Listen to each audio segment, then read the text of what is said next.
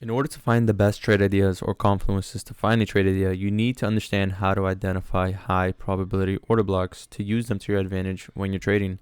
So that's what we're going to be doing in today's video. It's going to be going over how to find those high probability order blocks. So if you're new to the channel, make sure to feel free to subscribe and drop a like and comment down below if you have any questions regarding today's subject. High probability order blocks, first they need to have a higher time frame narrative in check whenever you're trying to identify these and trade off of them. So that is by far one of the most important things. You need at least weekly / a daily confluence or bias to give you more of a higher time frame directional premise as to why and what makes this order block very validated. So I think that's by far one of the most important things you're gonna have to do.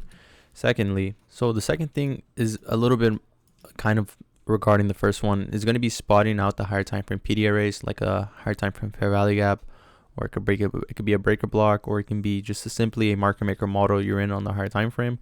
And once you're able to use that, you're going to be able to pair it with the lower time frame, and on the lower time frame, that's where you're going to be finding those high probability order blocks. So that's what we're going to be going through right now. So on the daily chart here, we can see we eventually have, a lot of down close candles here, and they support price higher. And I think that's very, very critical whenever you are trading order blocks. You're going to want to see where the institutional order flow is going on the market. And whenever one of these areas gets disrespected, as you can see down here, eventually it got inversed and the market reversed. That's where you start looking for, potential scenarios for the market to reverse and create, the opposite direction and seek other areas of liquidity or opposing areas of liquidity. Like this could be a area of liquidity you can be targeting. Same for this one. And then eventually this one down here, all these prominent lows can be areas or subjects for where the market will reverse. I'm not saying, specific ones are likely to make the market reverse. Of course, as you can see, these get ran through pretty quickly.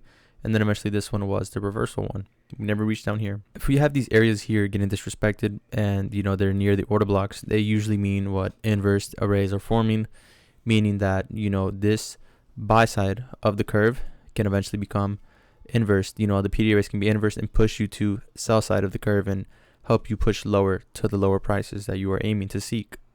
So that's why I believe it's very important to be watching what the left side of the chart is doing and use that in correlation to what the right side is giving you. So, but again here, this would have to be your high probability order block because you have swept liquidity. That is your higher time frame draw on liquidity right here. And you swept that liquidity and you created a change in the state of delivery. So that would have to be your high probability order block. And eventually, this could be your target, which would have to be the internal resistance or the fair value gap, aka a sell side imbalance, buy side inefficiency.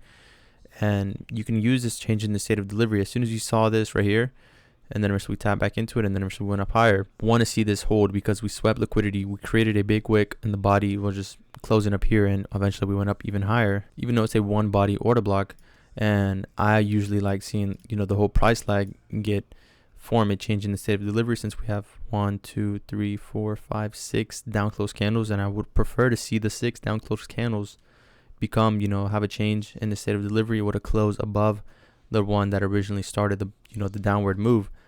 That's my personal preference, but I know people that trade one candle, change in the state of deliveries, and they seem to have a lot of success. So it really just depends on personal preference and how much you're willing to trust the setup. But again, this, you can have a lot more confluence if we simply go up to the monthly chart, which I'm not going to be doing here. But if we go to the hourly chart here, this hourly chart gives you a lot more detail as to what the lower time frame is doing during those days. As you can see here, this is where the order block formed, and then eventually we had that move up into that 1 day sell side imbalance, which I'm going to put in the chart here.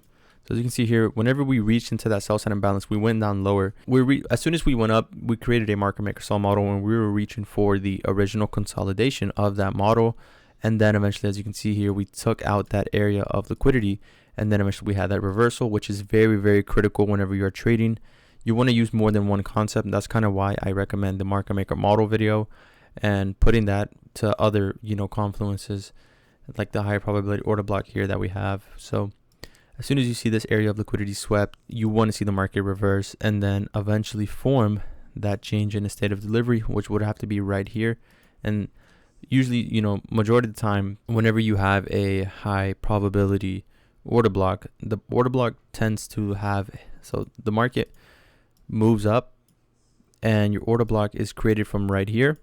But usually what happens is the market forms some form of fair value gap, and it aligns with the order block. So whatever you tap into that fair value gap mixing with the high probability order block from the original move, then eventually you can see the market just move all the way up. So it's basically like a unicorn model, but it never really swept internal liquidity. Like here, you can't really see, you can see this as a breaker, but you know, in all seriousness, the liquidity was right here. I would usually see this more as a market structure shift than a liquidity sweep, since the body ran all the way right through it, instead of it just being a wick and just continuing to go higher like the one we saw on the daily chart. But again, here we did have a fair value gap form, which would have to be an inversion fair value gap as soon as we closed above here and we tap back into that. And then eventually we had the order block form, which is a high probability order block, since it swept liquidity and it was inside of a higher time frame order block already. So this is just a one of one order block for sure. And we can go even further down and find eventually right here, this candle, a entry for that one. So that's what we're going to go and do on the 5 minute. So as you can see, after we had that open and then eventually we went down lower, we went up higher. And, you know, I'm not trying to really give you an entry here, but you can already see, you know, there's already another order block, which would have to be this right here, these down close candles.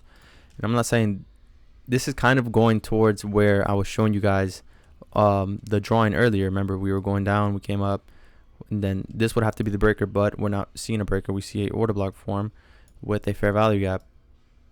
And then the market comes down and retraces into that order block with a fair value gap, and then we go higher. That is what you can see here. We have a fair value gap, but this time we have multiple ones. So, you know, we can just use the first one in this scenario here. And you can see the order block and the fair value gap combined together were just such a high confluence. The market was gyrating, and then eventually we went up higher. And, you know, this would have to be your order block. This could be your market structure shift, if you want to call it that. I just would personally use the order block, and then eventually with the fair value gap overlapping together, that makes it a very high confluence. And then eventually you already have a 1 hour inversion fair value gap with the high probability order block. So again, just breaking it down, and right here you can see this is very, very high probability even during the PM session. It did take a while, but eventually you can see we moved, and then eventually we had earnings that moved the market. So, you know, this completely probably wouldn't have happened if the market wasn't waiting for that specific time window, which would have to be earnings. So that is pretty much it, and hopefully you guys found some insight. And if you did find any insight, make sure you guys go check out the market maker model video to give you more of a better understanding of what to be looking for and why to be looking for that. And until then, I'll see you later.